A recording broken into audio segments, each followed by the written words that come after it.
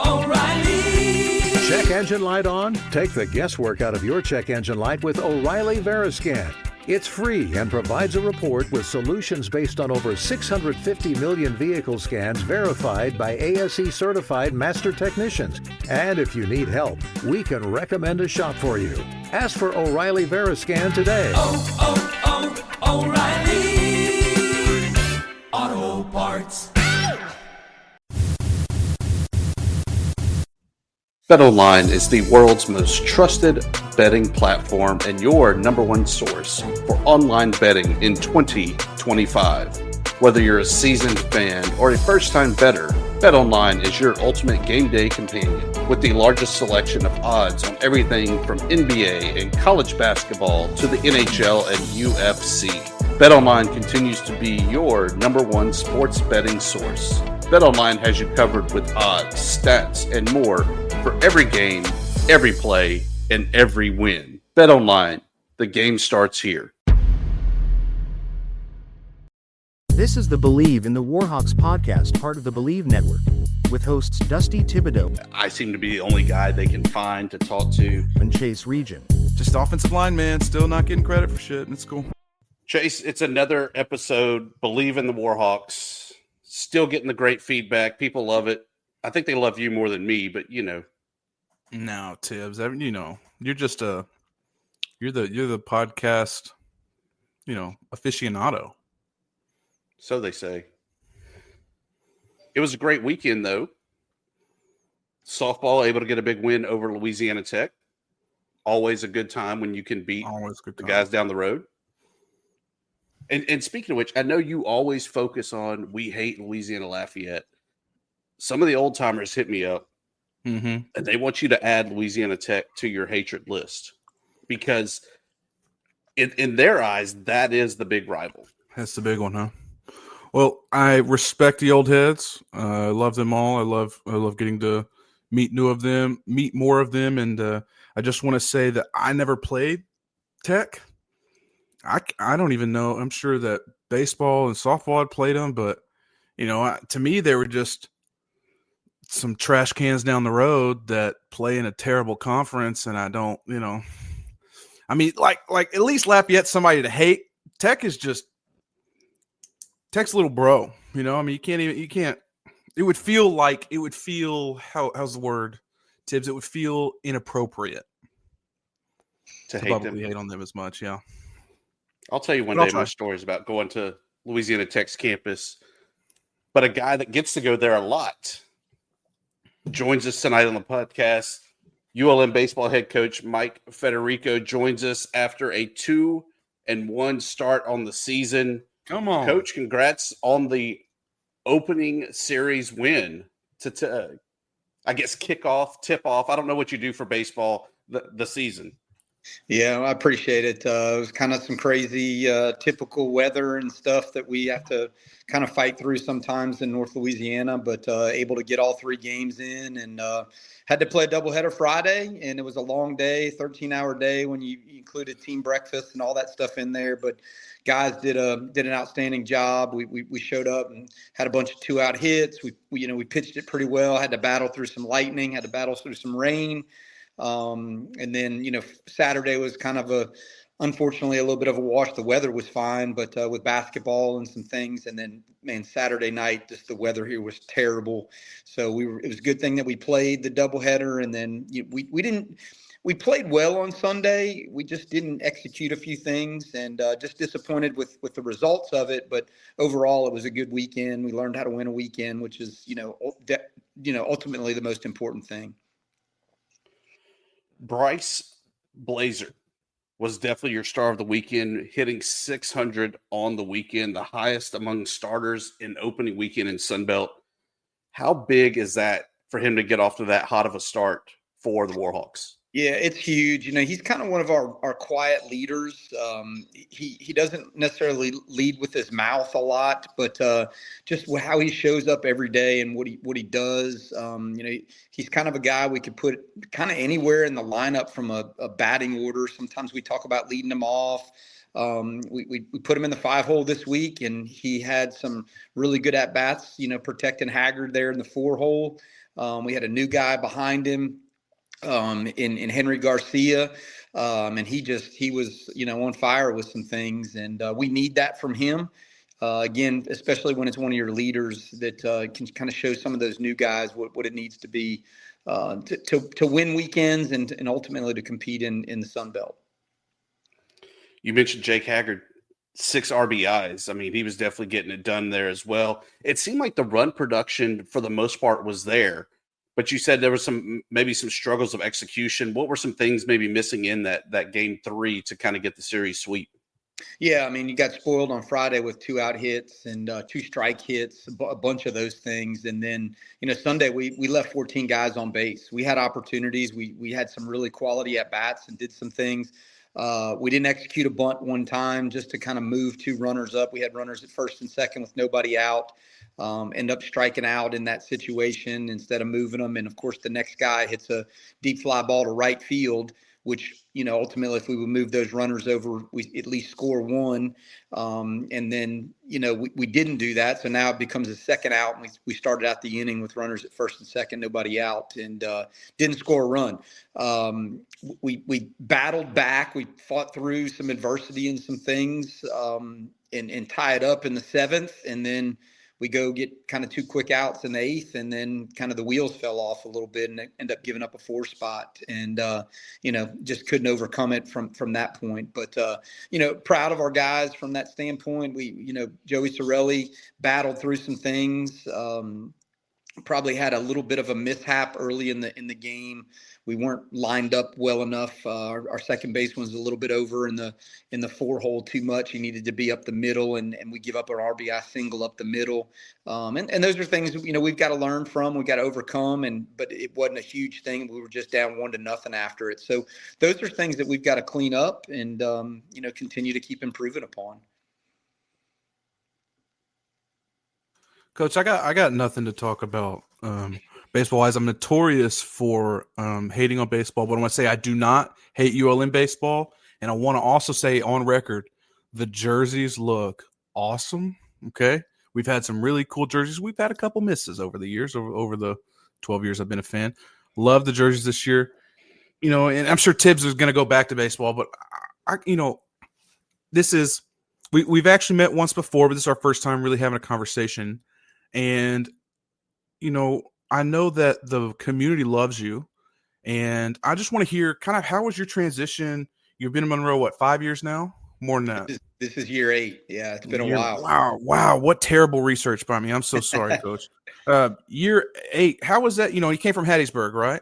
Correct. What was that move like? Your son played at West Monroe, and by the way, I'm reading his football stats, and one of my questions is why didn't he play quarterback wherever? I know he's at this is on the Ole Miss website, but anyways, tell me about Monroe, Coach. How have you enjoyed it, and what was that move like for you, at that stage of your career? Yeah, well, I grew up in South Louisiana and actually used to come to Monroe quite a bit when I was growing up. My sister and I both swam, and with the natatorium that they used to have on the campus, I actually spent a lot of time on the campus. I was actually here when Ronald Reagan got shot. I was a little kid when all that stuff happened. Remember some of those things. Remember, running around, sneaking into Fant Ewing. And I remember one year that there was no baseball field, and my dad was playing tennis at the tennis courts.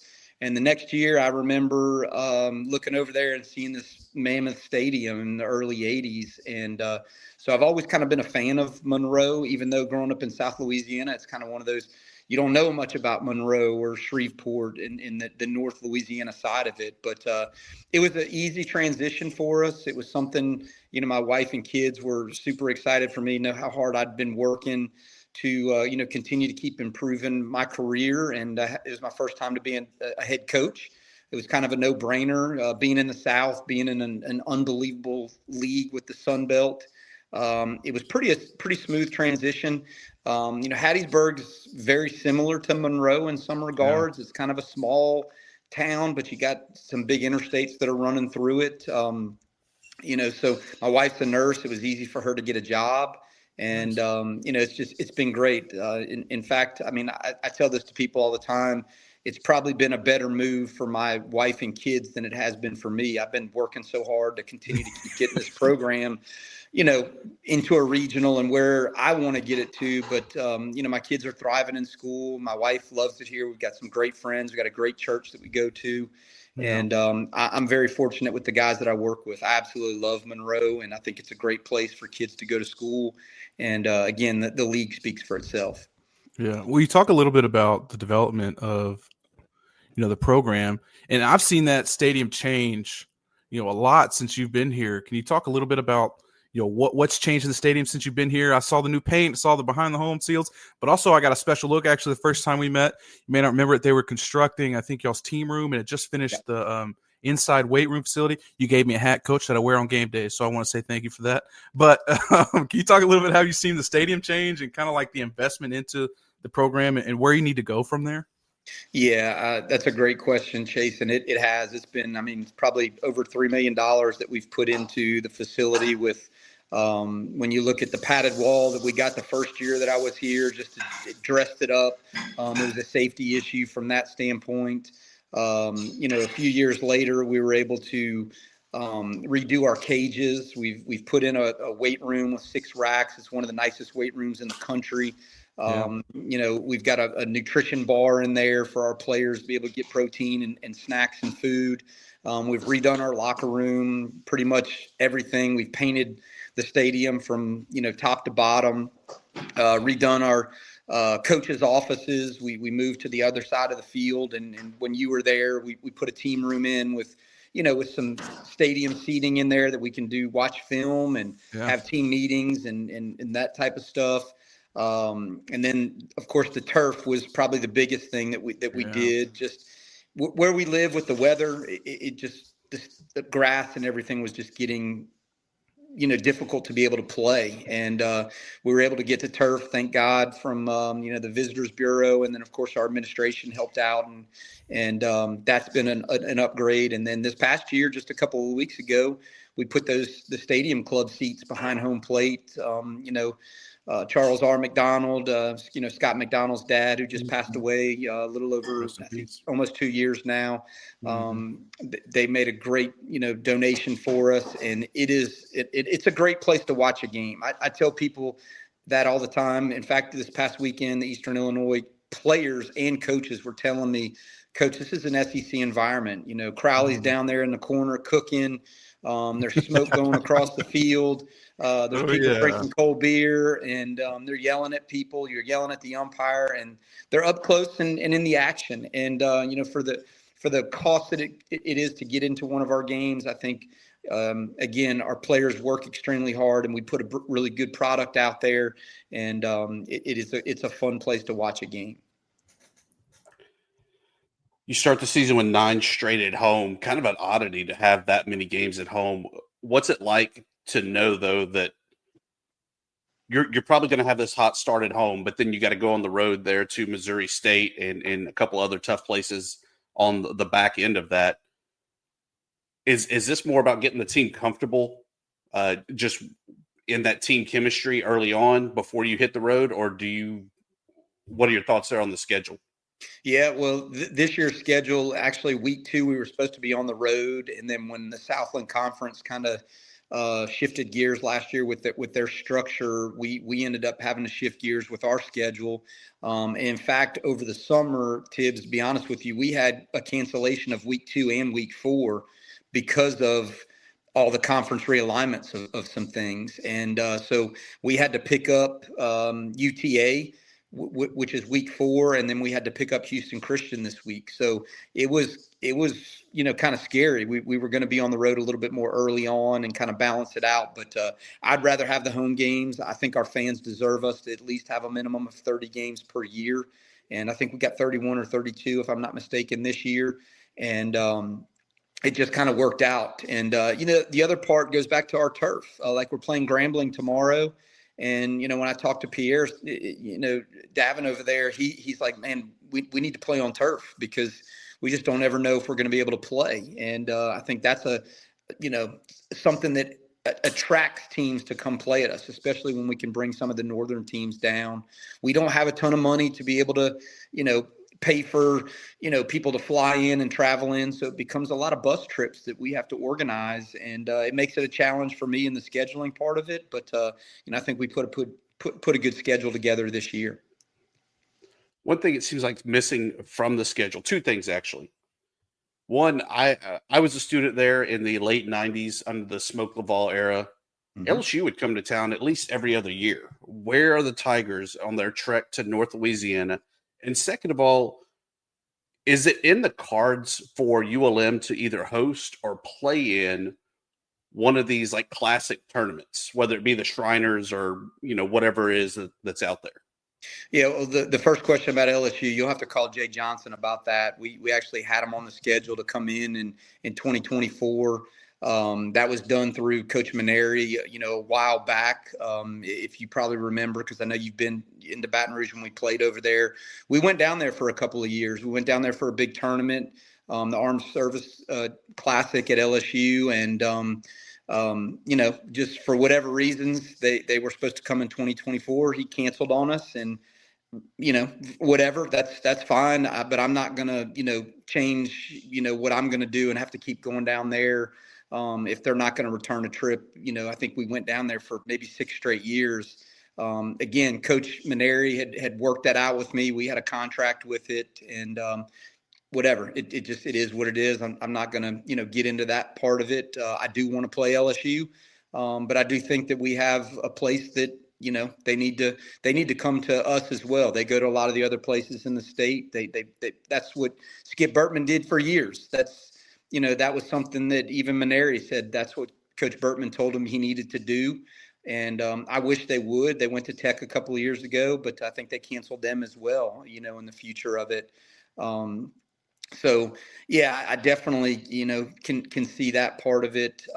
But, it is what it is with that. And then the second part of the question was what did you – I totally blanked. I kind of went off on a tangent there. No, I like it. I like that Great you go tangent. off on it. Great tangent, Coach. Yeah. No, about like the in-season tournaments and whether ULM would host one or possibly play in one in the future. Yeah, the hosting of one just scares me. Just like this past weekend with the weather that we have, the temps that we're going to have this week.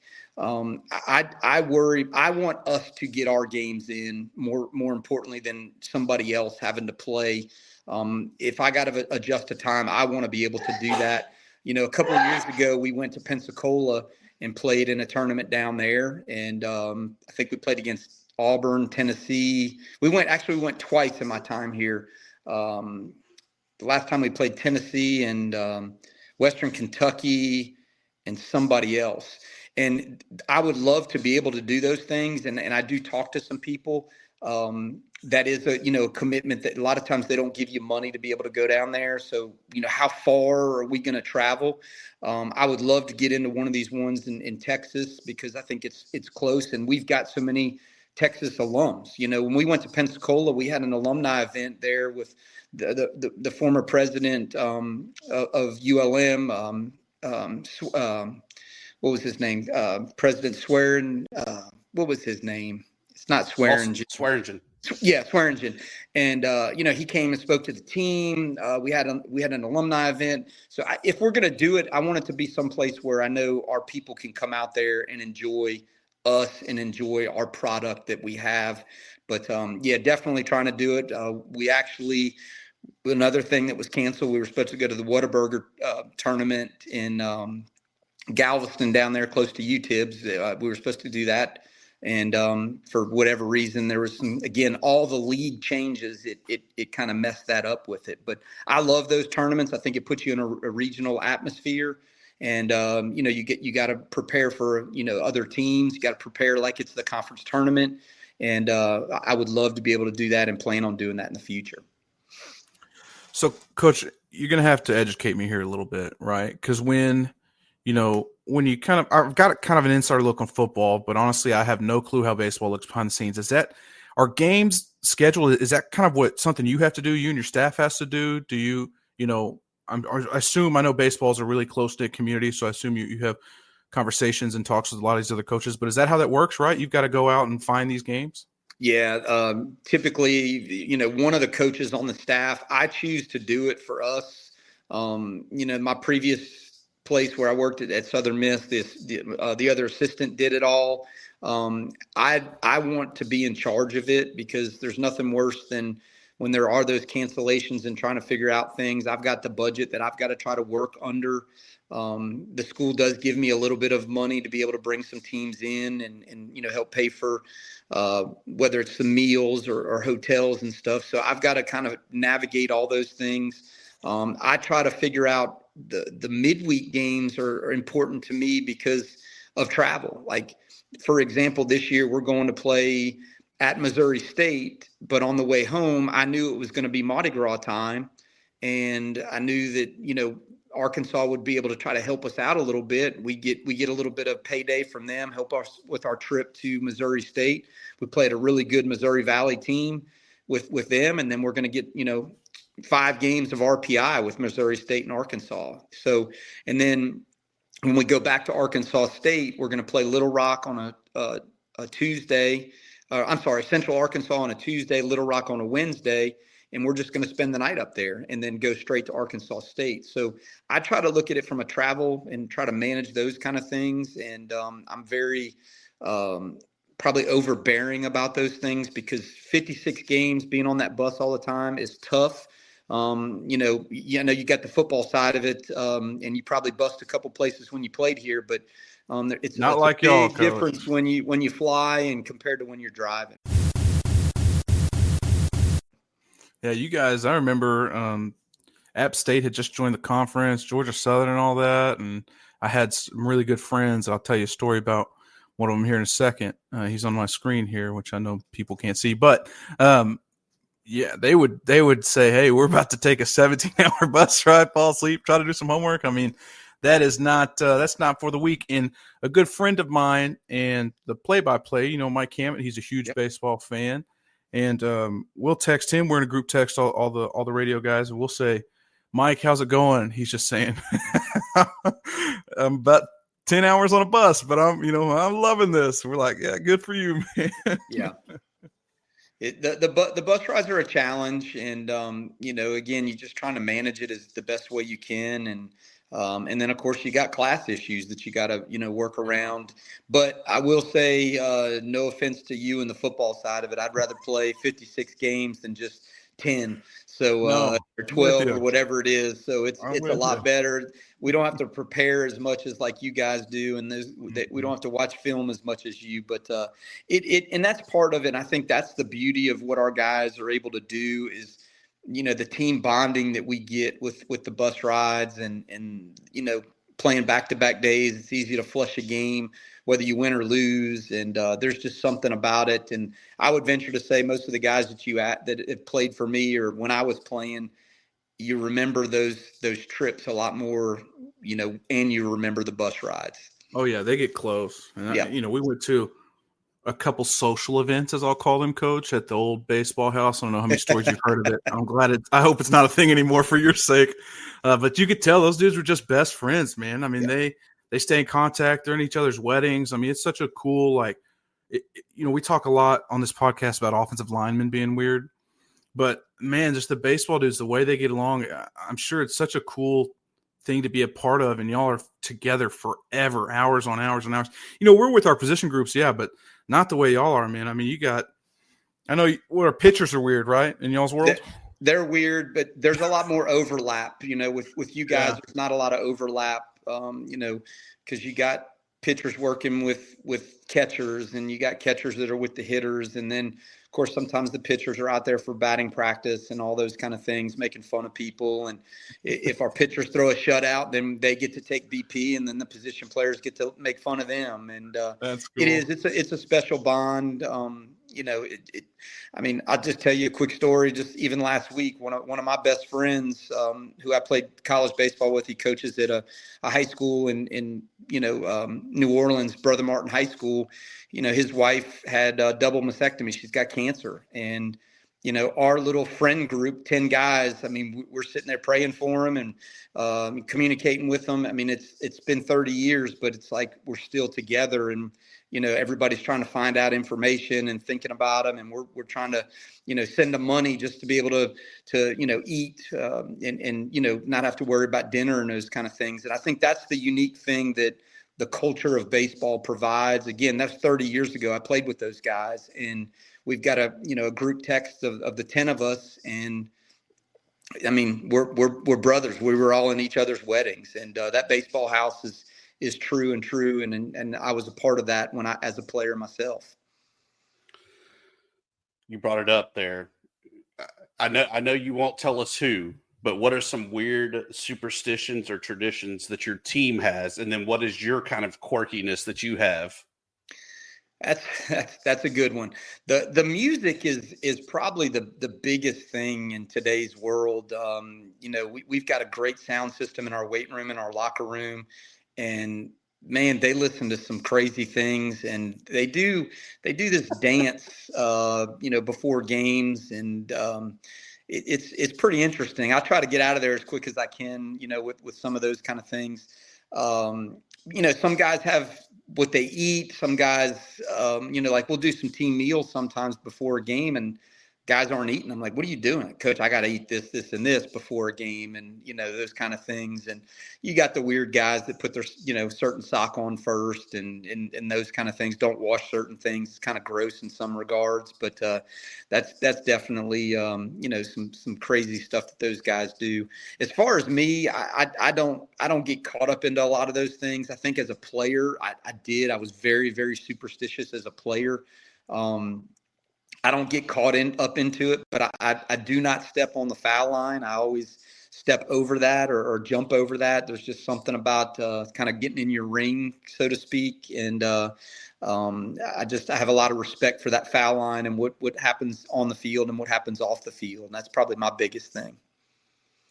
So if Ben McDonald was right and eating the mustard sardines allowed you to have that extra win, that extra velo, how many cans would you eat? I would. I mean, infinity. There's no doubt. I would do anything for those wins. I'd eat sardines. I'd eat whatever. I'm not picky when it comes to food, and I'm not picky about wins. So I got no problem with any of those things.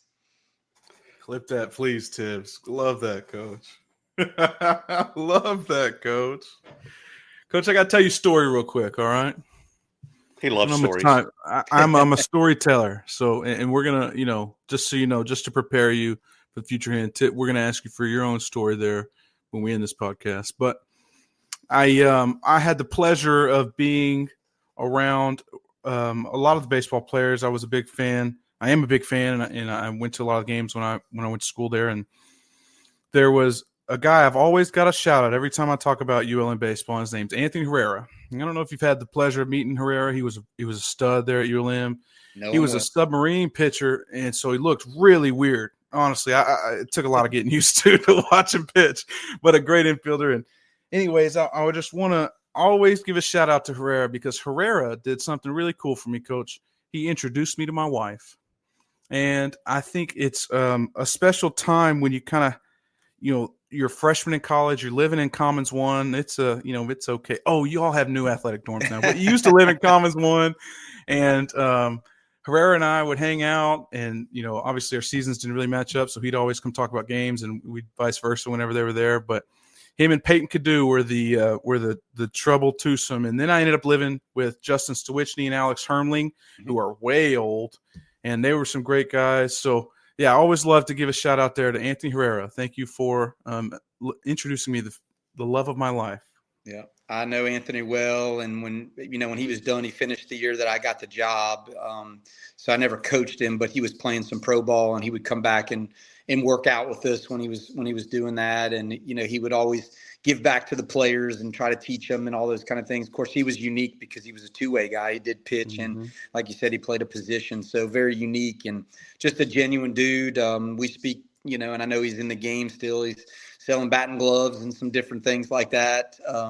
And then even those other guys that you talked about, Peyton Cadu, my wife actually had a little side job with Peyton's mom, and so we knew them. And when I was coaching at Southern Miss, they would meet up and talk and all those kind of things during our games when they would come down to Hattiesburg. And then those other guys, Hermlinger and Stwichny. Stitch, they were, Corey Barton was the assistant coach at the time then, and he and I coached him at Memphis, and we actually went to Chicago numerous times. Some of it on ULM's budget, some of it on Southern Miss's budget. We kind of balanced some things out. Like one of us would pay for the hotel, the other one would pay for the car rental or whatever. Yeah. And actually saw those guys play, back up with the long shots and all that kind of stuff. So I know those guys real well. As players, haven't really gotten to know them as it's one thing that's kind of unique here, or weird, I guess, is there's been some coaching turnover, and a lot of the loyalty is to the coach that was there at the time. And so that becomes difficult. We need to keep, and I tried, all the time to keep in touch, and we need those guys to give back to us and those kind of things, no matter who the coach was. The biggest thing is just like you. I mean, you probably met your wife, or they may have met their wife while they were here, or met some of their best friends. And, again, it's a unique place, and I know people are loyal to their coaches, but we need them to be loyal to ULM and really give back. Yeah, I love that outlook. I just love that you said Herrera was a one-of-a-kind guy. Yes, he was, and we're thankful for that. Yeah. Him and Caduta, they were another two-way guy like him in a heartbeat, a guy that can finish games and give you quality at-bats. I'd take another one of those guys any day of the week. He was a winner. Still is. It still is. So, Coach, everything, I feel like we always talk football. One of the big things that Bryant Vincent's always harped on is nutrition and really the things off the field that he needed for football to be successful. But how much of his work, the fruits of his labor, kind of carry over to baseball, to basketball, and so on, when it comes to like nutrition and the weight room and everything else? Yeah, I know he's doing a great job of, raising money and trying to, get the right nourishment into his guys. And look, for 8 years, I've been doing that myself. That's why I was committed to building a weight room. That's why I think we spent close to $300,000 on that, 4 or 5 years ago now. Because that is vital. The nutrition side of it, the health side of it, the mental side of it is huge. And I raise money for protein. I raise money for snacks and food. We have some people that donate some things to us that are just tremendous. And we have to be able to give our guys, when I was playing, again, I'm 50 years old, it was a long time ago. The coaches used to say, man, you can't eat while you're in the dugout. And I look at it going, what are we doing? We're out here for 4 to 6 hours sometimes, especially on some game days. And, it's changed a lot over that time. And I mean, now, I'm telling our guys, hey, you need to get something in your body. And whether it's protein bars, whether it's straight protein, whether it's just fruit, even just some, something that's got a little bit of, some sugar in it, just to give them, a little bit of a sugar rush, a little bit, whether it's fruit snacks or Cheez-Its, we have those things. And Bryant's right on. And we need a commitment. I think Mr. Hartwell's right on board, with some of the money that we're trying to continue to keep raising to help the athletes do those things. We need to pass that bill to, have the students really, give back and have a student fee, so that some of that money can go to all athletes, not just football, because I think it's important for some of the tennis players or the track kids. And some of these kids are coming from places that aren't just down the road. Their mom and dad can't just get them some food or take them out to eat. When you got golfers that are from, a foreign country, and they need that nourishment, and, it's challenging and difficult. And of course, the cost of everything keeps going up, but we are definitely on board. I think we've been ahead of Coach Vincent with that, but I know he's doing a great job with it, but I have been working on that since I've gotten here. And our dugout club, if anything, join our dugout club and help us, because all of that money goes back to things like that. You talked about it being a different day and age where you can now eat in the dugout, which I think is weird, even for me hearing that. Easton Winfield, I mean, had a tremendous year last year, but that's the new day and age where he gets the big carrot dangled in front of him and he's off to Texas. Good for him. I think he was in the starting lineup over the weekend for them as well. But how do you, in the mid majors of the ULMs and such, kind of compete and hold on to these Easton Winfields this year and going forward? Yeah, I really feel like, if there wouldn't have been some coaching changes, we probably would have had Easton back for another year. And I'll tell you just a quick story about him. I actually saw him in North Carolina playing at a tournament that my son was in. It was what I thought was all 2024 graduates. And Easton just happened to be young, and he was playing for a team out of Texas. In fact, I can remember vividly watching him play against my son's team. He's playing third base. And I remember circling his name and going, man, I love this kid, just the way he played and the energy and the athleticism and the bat. And he was still available. But about 2 weeks later, after I hired McLaren and he went to Texas, and he comes back and says, man, Coach, there's this kid named Easton Winfield. I'm like, man, that name sounds familiar. Couldn't think of who it was. And he was talking about a 2023. And I'm like, no, man, that guy's a 2024. Here he is, like showing him my notes that I wrote. And come to find out, he was just young. He was playing in the 2024 team. So Easton was young. I think he kind of slipped through the cracks a little bit in Texas. And then, of course, all the past couple of years with COVID, it's an old man's game. And we have been committed to high school kids. And when he committed to us, Nolan Kane, who now is the Texas third base coach, was at A&M. I remember him calling me and saying, hey, man, great get on Easton Winfield. We're going to come get him in 2 years. So, it was literally when we signed him, it was like we knew that at some point, if he continues to keep growing, that this could happen. I wish it wouldn't have. I wish we would have had him back. But like you said, we've got to accept that. And we got to use it in recruiting to say, hey, freshman, come here. We're going to use you. You use us. And if you get your payday, hey, that's great. But if not, maybe you fall in love with it. I mean, you think back even for Easton, he got baptized while he was here in the fall of his freshman year. Like he fell in love with this place. He had, some really good friends and some guys on the team that right now that are still following him. And who knows, maybe he comes back. Maybe things don't work out for him at Texas, but it is what it is. I don't like it. If you ask me, I don't like it. To me, if a kid leaves, I don't mind if they leave one time, but the multiple transfers, that's got to go. We can't just keep having, a kid go to one school 1 year, then another school and another school, just because it's all about payday and stuff like that. At some point, we're still, quote unquote, an amateur sport. And the academic side of it, to me, still is huge. Again, that's fine. He wants to leave. He doesn't like it, or he's got a chance to get paid. But there's one time. And then that coach, if they really want him, they got to stay committed to him. Is the next thing to go, Coach, the 3-year rule? I mean, if I can transfer from ULM to Texas, why can't I just go ahead and go pro? Right now, I think the student athletes can kind of do whatever they want to do in some regards. I think the NCAA is kind of washing their hands of it. No disrespect to anybody when I say those things.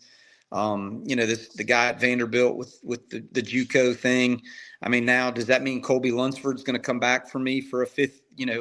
What would be his fifth year or his third year here? I've already looked into Artsberger. Can I get him back for year 7? They've already told me no on him, but is Artsberger going to play 7 years? I don't know. It's really interesting. And I get that these kids have opportunities. But ultimately, I think our job as coaches, the reason I got into it was to help kids get a degree and get into the real world and be productive citizens. And I mean, at some point, you got to move on. If you're not good enough to be a professional, hey man, college is over with. Grow up and get on your own, get off of mom and dad's, payroll. Again, that's just me. I'm old school, but I am trying to adapt to some of those things. And, I'm working extremely hard to see it in their way. I've got a son that's playing collegiate athletics right now, but I don't worry about that. I just want him to graduate. I don't talk to him about those things. I could care less about that. His mom and I know that, we want him to get his degree. Now, if he can stay there because he excels academically and get his master's and all those kind of things, if professional stuff doesn't work, yeah, but I mean, absolutely. Get a master's, better yourself for your future. Chase, you know what I heard? What? I was a trendsetter with my 9 years on the Bayou. You're a trend. Hey, you just donated a ton of money to ULM, man. You're just a fan through and through, brother. Don't worry about it, Coach. I don't think that's old school. I think that's healthy. I think that's kind of like, you kind of recognize that. Hey, if like you're saying, like you can tell freshmen. I love that outlook. I wish that all ULM athletics embraces that. That to a point, for some players, I think Ahmad Hardy's a good example. You come in and you kill it, and you do things like that, and then if you go get paid, I'm always here for you. And I wish you well. I hope that you had a great time here in Monroe. But also, yeah, I don't love you got guys on their 8th year playing ball, and I don't think that's, I think it's gone too far. I understand giving a little bit of power back to the athletes, but at the same time, you're losing a lot of what makes college athletics special.